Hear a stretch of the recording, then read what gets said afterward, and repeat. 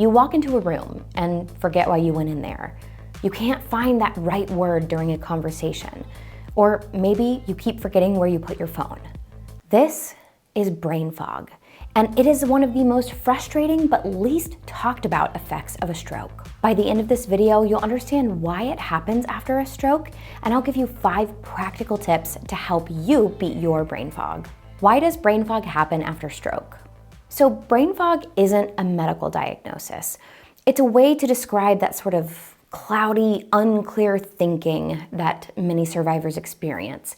It can also include mental and social fatigue. It can just feel like a general mental heaviness that impacts how you think day to day. But it's important to remember that this brain fog is not laziness, and it's also not just because you're getting older. It's a neurological effect that happens after a stroke. Brain fog often shows up alongside neurofatigue, but they're not exactly the same.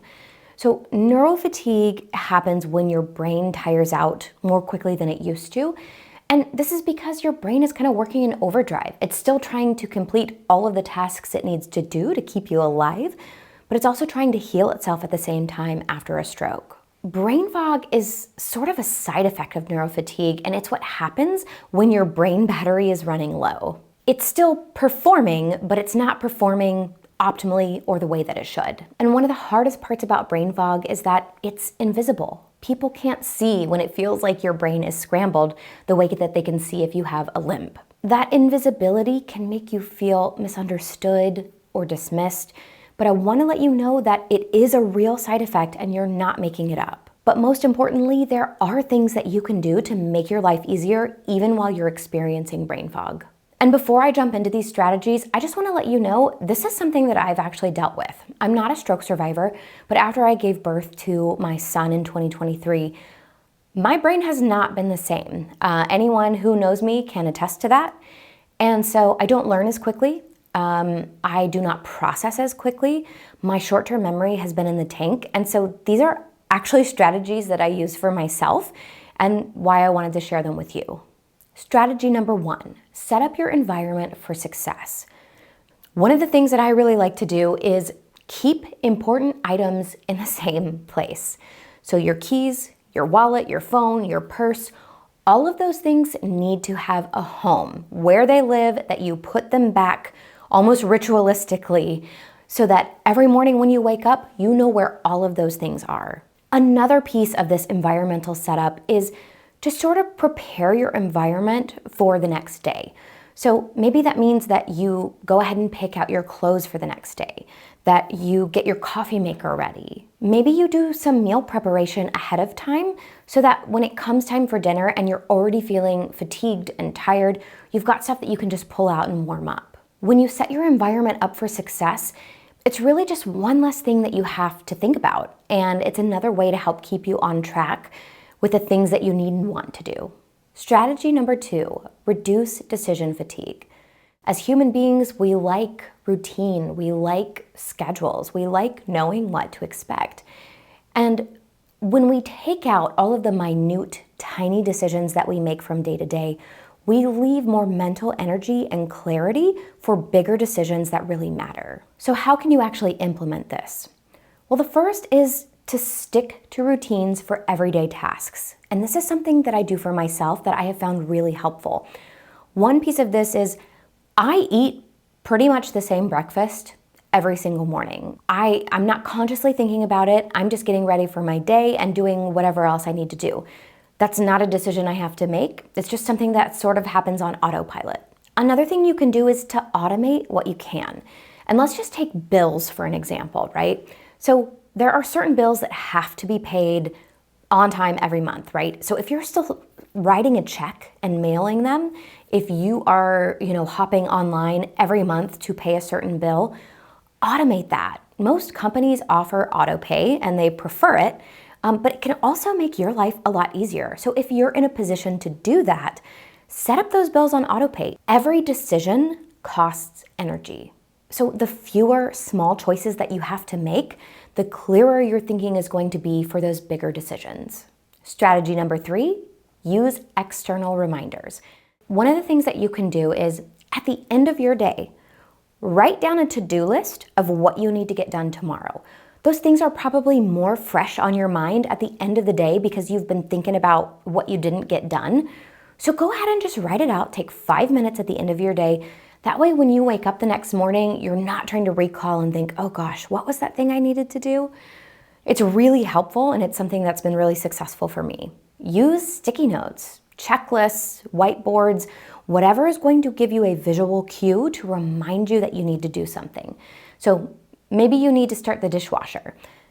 Write a sticky note to yourself and say, start the dishwasher at 9 p.m. Put it literally on the kitchen counter above the dishwasher so that before you go to bed, you have to see the sticky note. Another thing that I have found really helpful is to set timers or reminders.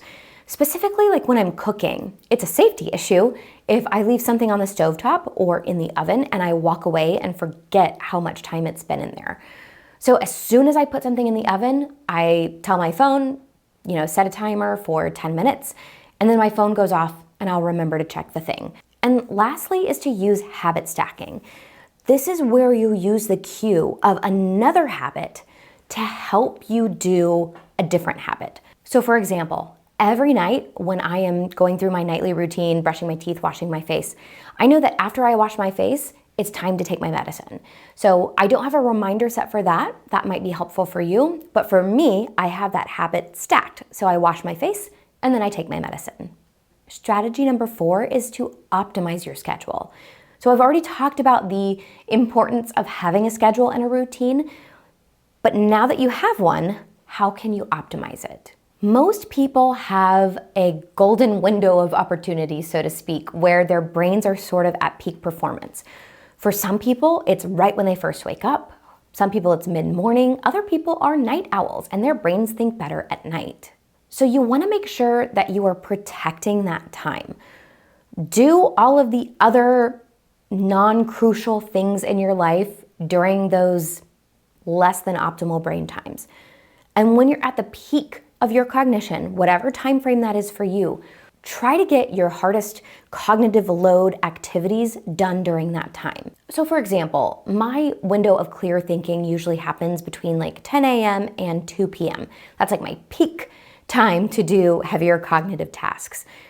So I'm really trying to focus on looking at research articles during this time. I am, researching different video topics I think might be helpful, writing out a script for my YouTube videos or shorts. And then the other time is maybe more administrative stuff. I'm saving the time when my brain is most active, is most capable for those harder level cognitive tasks.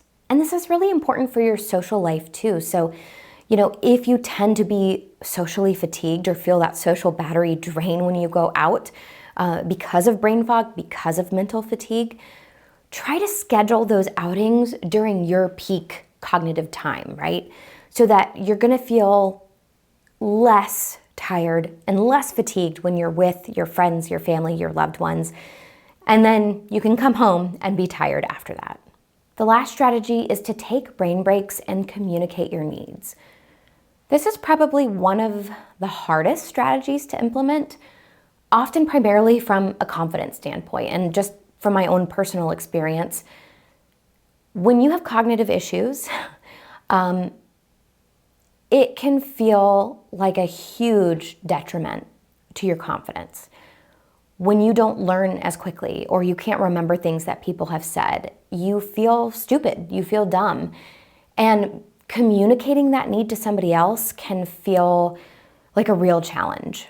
But it is also incredibly important so that you don't miss out on things and that you're getting what you need. If you need extra time to process something, tell that person that you need a minute, or maybe that you need them to repeat the instructions a few times so that you can actually grasp what's going on. And especially if you feel comfortable telling somebody that you had a stroke, people often want to help, they just don't know how. So providing someone with some explicit directions of what you need can actually be helpful for both of you. And what about brain breaks?